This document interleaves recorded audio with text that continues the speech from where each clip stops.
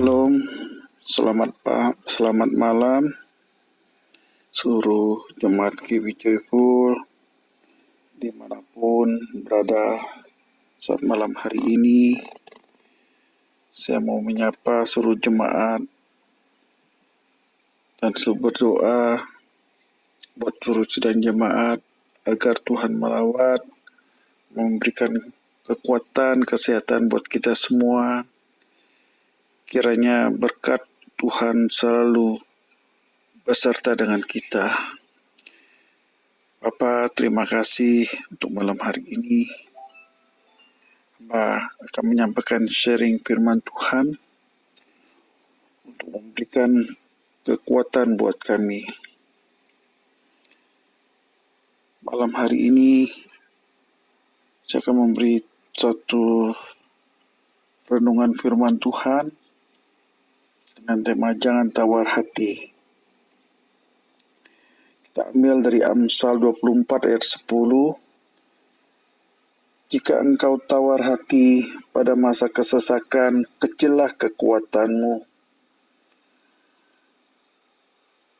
Bapak, Ibu semuanya, hati-hati dengan ketawaran hati. Karena ketawaran hati, jika tidak segera kita atasi, sangat berbahaya buat kehidupan jasmani dan rohani kita. Karena ketawaran hatilah yang membuat kita tidak pernah bisa mampu untuk memberikan yang terbaik bagi Tuhan. Firman Tuhan berkata, jagalah hatimu dengan segala kewaspadaan, karena dari situlah terpancar kehidupan. Jadi dari hati kita itu orang bisa melihat keadaan kita. Orang bisa melihat bagaimana kehidupan kita. Tuhan mengajarkan kita agar kita tidak tawar hati, agar kita tidak cepat putus asa dalam menghadapi segala persoalan masalah apapun yang sedang kita hadapi saat sekarang ini.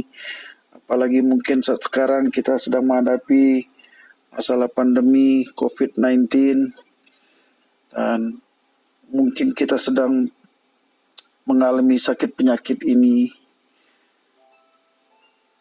Tetapi kita harus tetap fokus, jangan tawar hati. Walaupun kita harus menghadapi semuanya ini terjadi, tetapi kita percaya Tuhan pasti punya rencana yang terbaik di balik semuanya ini. Kita tetap berharap kepada Tuhan. Kita tidak tawar hati kepada Tuhan. Kita percaya Tuhan pasti punya rencana yang terbaik di balik semuanya ini. Walaupun mungkin kita melihat dengan kacamata manusia kita kecewa. Tapi kita jangan tawar hati. Kita percaya Tuhan pasti memberikan yang terbaik buat setiap kita. Karena ketawaran hatilah yang membuat kita tidak pernah bisa mampu untuk memberi yang terbaik bagi Tuhan. Jangan fokus terus dengan masalah atau kelemahan kita. Itulah yang membuat kita jadi tawar hati. Jadi kita jangan fokus dengan masalah kita atau dengan kelemahan kita. Itu akan membuat kita menjadi lemah dan tawar hati. Tapi kita harus fokus kepada Tuhan. Kita tetap mengandalkan Tuhan. Kita tetap berdoa kepada Tuhan. Kita berpikir positif. Kita percaya segala sesuatu apapun yang terjadi dalam diri kita, dalam kehidupan kita di dunia ini, Tuhan pasti punya rencana yang terbaik buat kita. Kita percaya Tuhan pasti bisa menolong setiap kita. Mungkin dalam setiap rumah tangga kita, persoalan apapun yang kita hadapi, keuangan kita, hubungan suami istri, anak-anak, semuanya. Kita tetap mengandalkan Tuhan. Ayo bangkit. Cara yang terbaik, efektif untuk mengalahkan ketawaran hati adalah dengan cara berjuang. Jadi kita harus berjuang. Kita tidak lekas cepat menyerah. Tidak. Kita percaya Tuhan selalu berserta dengan kita. Segala sesuatunya kita harus berusaha untuk mengalahkan segala ketawaran hati ini. Kalau kita melihat di Alkitab, banyak contoh-contoh yang memberi motivasi buat kita. Seperti Sakyus, bagaimana dia mempunyai satu kerinduan untuk bertemu dengan Tuhan. Ketika Tuhan melewati kota itu, Sakyus, semua kita tahu, orangnya pendek dan kepala pemungut cukai. Tapi dia mempunyai satu kerinduan untuk bertemu dengan Tuhan. Nah, karena dia menyadari bahwa tubuh dia pendek sehingga mungkin dia tidak bisa melihat Tuhan. Tapi dia berjuang. Dia berusaha untuk memanjat pohon ara. Memanjat pohon ara dengan tujuan untuk melihat Yesus lewat di kota itu. Sakyus harus berjuang untuk melihat Yesus walaupun Sakyus memiliki kelemahan. Itu badannya pendek. Tapi kita melihat dari imannya Sakyus yang begitu luar biasa. Sakyus sangat sadar bahwa dia punya kelemahan. Bahwa badan dia pendek. Sehingga dia harus berjuang untuk melihat Yesus. Harus mendahului orang lain. Dia berlari terlebih dahulu untuk memanjat pohon ara.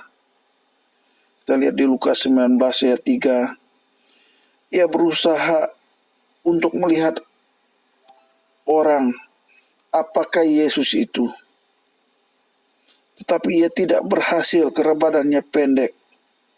Sehingga Sakyus harus berjuang. Kita melihat di ayat 4, Lukas 19 ayat 4. Maka berlarilah ia mendahului orang banyak, lalu memanjat pohon ara untuk melihat Yesus yang akan lewat di situ.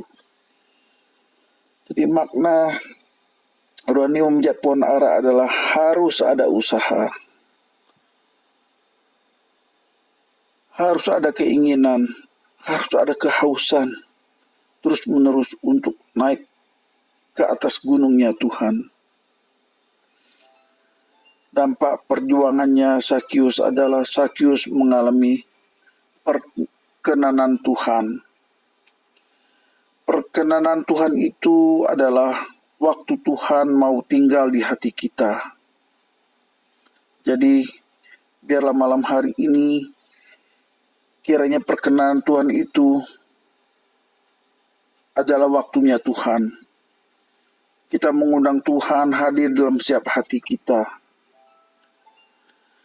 Kalau Tuhan tinggal di hati kita, atau di dalam rumah kita, maka hal-hal yang tidak mungkin bagi kita akan Tuhan katakan mungkin. Jadi bagi Bapak, Ibu, Saudara-saudari semuanya, mungkin saat sekarang sedang mengalami kelemahan tubuh, tidak ada yang tidak mungkin bagi Tuhan untuk menyembuhkan kita. Khususnya malam hari ini, kita tetap berdoa buat saudara kita yang mengalami kelemahan tubuh, untuk Pak Kace dan Bu Erni, Lita, dan yang lain-lain, Bu Yeni. Kita percaya tidak ada yang mustahil bagi Tuhan. Kita percaya ketika kita mengundang hadirat Tuhan, kita mengundang perkenan Tuhan itu adalah waktunya Tuhan. Agar Tuhan mau tinggal di hati kita. Saya percaya ketika kita sungguh-sungguh beriman, kita tidak tawar hati, tapi kita berpikir positif. Tuhan sanggup menyembuhkan kita. Saya percaya kuasa Tuhan dari dulu, sekarang, dan sampai selama-lamanya tidak pernah berubah. Oleh karena itu, mari kita bersatu hati, kita tetap berdoa untuk saudara-saudara kita, teman-teman kita, mujizat demi mujizat Tuhan boleh terjadi, yang sakit disembuhkan, yang terikat dilepaskan, yang sedih dihiburkan oleh bilu-bilu darah Yesus. Asalkan kita beriman dengan sepenuh hati kita, agar kita tidak tawar hati, kita tetap mengandalkan Tuhan kita. Demikian firman Tuhan malam hari ini. Kiranya boleh memberikan motivasi buat kita, memberikan kekuatan buat kita, sehingga kita yakin Allah yang kita sembah, Allah yang hidup, yang sanggup melakukan segala perkara buat kita. Kita tetap mengandalkan Dia. Dalam nama Tuhan Yesus Kristus, Bapa telah berdoa mengucap syukur. Haleluya. Amin.